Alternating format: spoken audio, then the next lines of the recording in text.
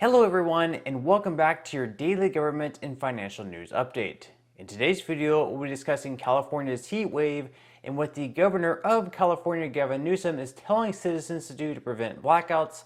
Other than that, we'll also be discussing the possibility of those receiving Social Security benefits to receive a fourth stimulus check before the end of this year to help combat inflation.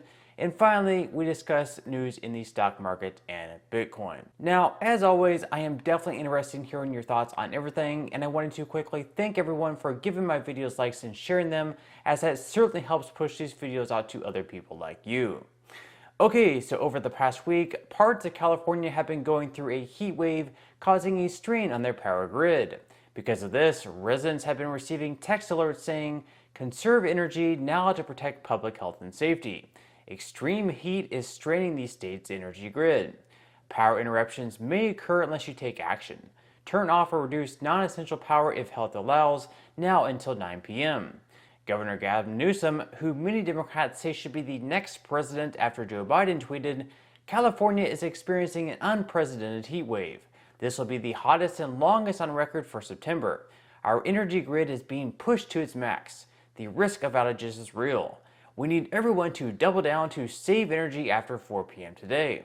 California and many other Western states are experiencing simply unprecedented temperatures. In fact, this heat wave is on track to be both the hottest and the longest on record for the state and many parts of the West for the month of September. Californians, you've stepped up to help in a big way to keep the lights on so far, but we're heading to the worst part of this heat wave, and the risk for outages is real and it's immediate. These triple-digit temperatures throughout much of our state are leading, not surprisingly, to record demand on the energy grid. Everyone has to do their part to help step up for just a few more days. Individuals, the state, industries, business, all doing their part to help reduce strain on the grid. Now, here's specifically what you can do. In the early morning hours, particularly tomorrow and the next day or so, pre-cool your home. Run your air conditioning earlier in the day when more power is available. And we encourage you to close your windows and blinds to keep your home cool as well. And today and tomorrow afternoon after 4 p.m., in particular 4 p.m., please turn your thermostat up to 78 degrees or higher and avoid to the extent possible using any really large appliances. You can visit flexalert.org to learn more about what you can do. Californians, you've rallied before and we can do it again. Keep it up. Now, do you guys think that this guy has been sitting in his house without AC or using his microwave or oven after 4 p.m. this week? After all, this is the same exact guy who forced people to shut their businesses down in his state and locked everyone down during the pandemic. Meanwhile, he went out to the French Laundry with his elitist buddies without any of them wearing masks. So this measure telling people to set their AC at 78 degrees or higher, avoid using major appliances, turn off their lights, and not charge their EVs between the times of 4 and 9 p.m. comes just days after Gavin Newsom banned the sale of new gas-powered vehicles by 2035, which, gee, really makes you wonder what's going to happen to the power grid at that point when you have millions more people trying to charge their EVs. If we're experiencing a strain on the power grid now with just a little over 500,000 EVs in the state, just imagine what it will be like with double, triple, or even 10x of that amount. But of course, according to President Biden's Energy Secretary Jennifer Granholm, California is actually in the lead on energy and can show the rest of the nation how it's done. California is in the lead, can show the rest of the nation how it is done. Warning just coming in from CalISO, who runs the power grid in the state. They say they expect demand for electricity to outpace supply tomorrow. And they say that means rolling blackouts are likely. They've issued a flex alert from 4 p.m. to 10 p.m. tomorrow night. And during the flex alert, again, you are asked to set your thermostat to 78 degrees or higher, avoid using major appliances, and turn off all unnecessary lights. If California is showing us how it's done and is in the lead on energy, I certainly don't want to be in first. No, California can certainly keep that medal. Of course, California isn't the only state looking to ban the sale of new gas-powered vehicles.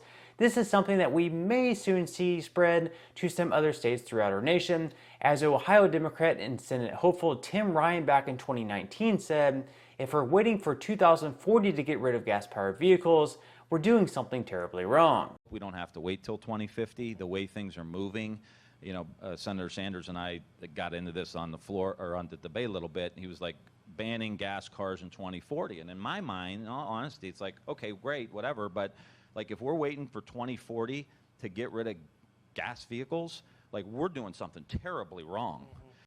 Okay, so now quickly moving into some news regarding Social Security, where a lot of people are pushing for some type of stimulus check for beneficiaries, considering a cost of living adjustment won't be seen until a few more months in 2023.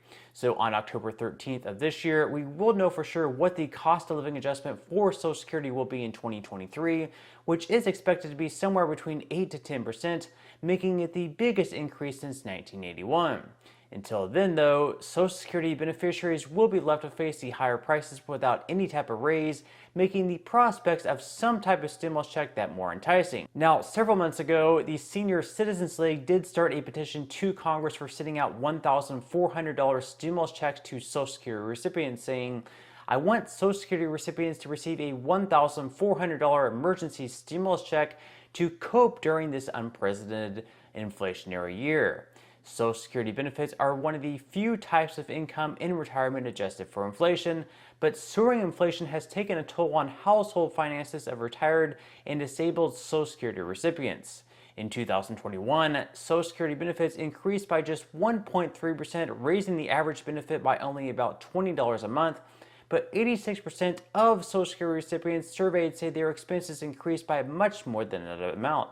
As one of the many supporters of the Senior Citizens League who reside in your constituency, I strongly urge you that now is the time that you must support an emergency $1,400 stimulus check to Social Security recipients. Now, at this time, despite this petition gaining millions of signatures, Congress does not seem to be concerned with sending anyone, whether it be people receiving Social Security benefits or anyone else, any type of stimulus check. At the state level, some states such as California, Colorado, and others that I have listed on the channel in previous videos have been sending out relief payments and may do so throughout the rest of this year, but nothing has been talked about at the federal level. Now, something the Biden administration is seeking money for, though, is $47 billion for COVID, monkeypox vaccines, and Ukraine's defense, so I guess we should feel pretty good about that.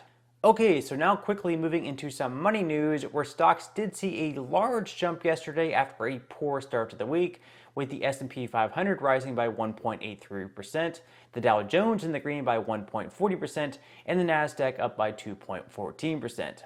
After the Nasdaq fell for 6 days in a row, jumping up by over 2% was certainly welcome. As far as futures go, currently they are pretty flat, with Dow and Nasdaq futures down by 0.03% and S&P 500 futures in the red by 0.06%.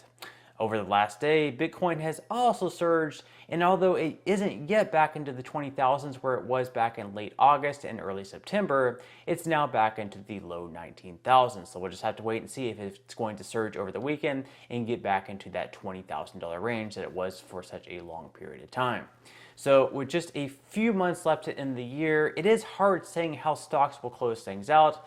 Regardless, at this point, you can definitely get in at some pretty good prices. So with that said, it definitely wouldn't be a bad time to start investing, or if you've already started investing, to continue dollar cost averaging in and down. So if you would like to receive 12 free stocks and $5 worth of Bitcoin, in the comment section below, I will leave a link where you can receive just that from my partner in Webull. And even if you don't feel like investing at this time for whatever reason, once you receive the free stocks, what you can always do is just sell them for what they're worth and then transfer the money that you sell them for right back to your bank account. So in total, you should be receiving a value of right around $50 or more if you decide to transfer, or whether or not you just decide to keep the stocks. Some people have actually received over $3,000 in the past, which is money will be taxable, but still you can think of that as just some free extra money with just a few minutes of work. But on that note, I'm going to go ahead and wrap up this video. If you enjoyed the content in today's video and you would like to see more like it, I would encourage you to give this video a like, share it, subscribe to my channel, and make sure to ring the notification bell. That way you will be the very first to be notified when I do release future videos. And until next time, I hope you have a wonderful day ahead, and I'll see you in the next video.